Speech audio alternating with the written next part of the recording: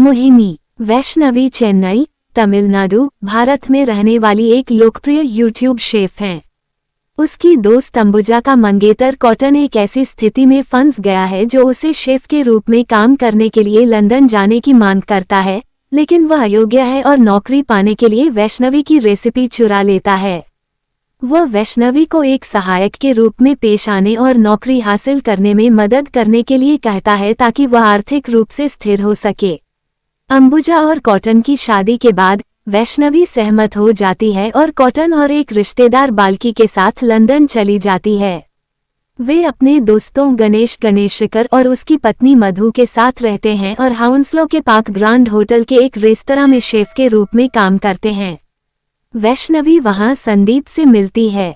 एक दिन टेम्स नदी में नौक विहार के दौरान मधु अपना कंगन खो देती है, लेकिन वैष्णवी उसे ढूंढ लेती है और उसके साथ एक शंख भी आता है। वैष्णवी गलती से खुद को घायल कर लेती है और अपना खून पानी में धो देती है। खून की यह बूंद नदी के तल में एक मृत महिला की प्रतिशोधी आत्मा को उत्तेजित करती है। वह वैष्णवी पर कब्जा कर लेती है, जो हत्या की होड़ में लग जाती है। उसके दोस्तों को जल्द ही कई अलौकिक घटनाओं का अनुभव होता है और वे एक पुजारी से परामर्श करते हैं ताकि पता चल सके कि वैष्णवी पर कब्जा है। आत्मा वैष्णवी की हमशक्ल मोहिनी निकलती है। इस बीच संदीप वैष्णवी को प्रपोज करता है और वे उसके परिवार की मौजूदगी में सगाई कर लेते हैं।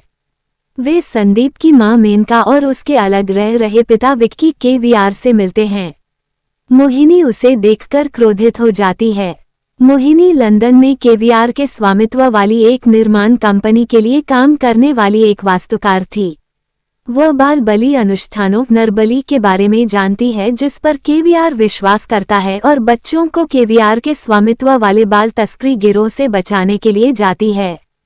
केवीआर और गिरोह को गिरफ्तार कर लिया जाता है, लेकिन केवीआर के राजनीतिक प्रभाव के कारण वे रिहा हो जाते हैं। फिर केवीआर और उसके लोग मोहिनी को पकड़ लेते हैं, उसे मार देते हैं और उसके शरीर को टेम्स नदी में फेंक देते हैं। अब जबकि उसे वैष्णवी में एक हमशक्ल मिल गई है, मोहिनी बदला लेने के लिए वापस लौटती है। वो विक्की केवीआर के पीछे जाती है और उसे मार देती है, लेकिन ये बताने से पहले नहीं कि उसकी पूरी पीढ़ी उसके द्वारा मार दी जाएगी और इसमें संदीप भी शामिल है। केवीआर की पत्नी मेनका को इस बारे में पता चलता है और वह एक बौद्ध भिक्षु की मदद से संदीप को मोहिनी से बचाने की कोशिश करती है। वह मोहिनी की मां से भी संपर्क करती है, जो उनके द्वारा किए जा रहे अनुष्ठानों में मदद करने के लिए सहमत हो जाती है।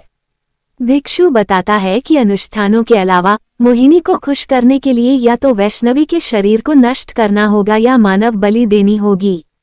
इस बीच जब संदीप और वैष्णवी अपने नए घर में चले जाते हैं, वैष्णवी विक्की केवीआर की एक तस्वीर देखती है जिसे मोहिनी ने मार दिया था।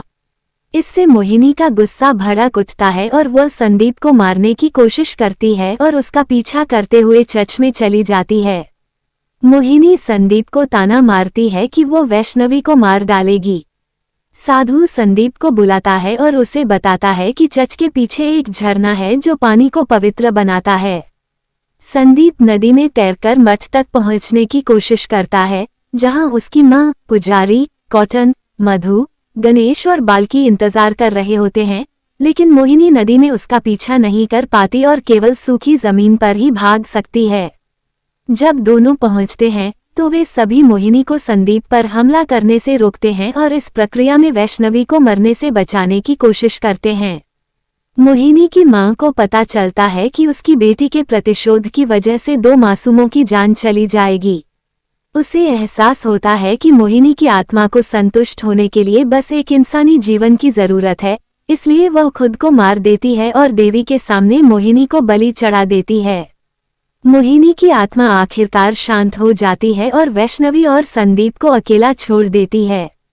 बाद में ये दिखाया गया कि मोहिनी की आत्मा अभी भी जीवित है और उन सभी को मार देती है जो बच्चों को नुकसान पहुंचाने की कोशिश करते हैं।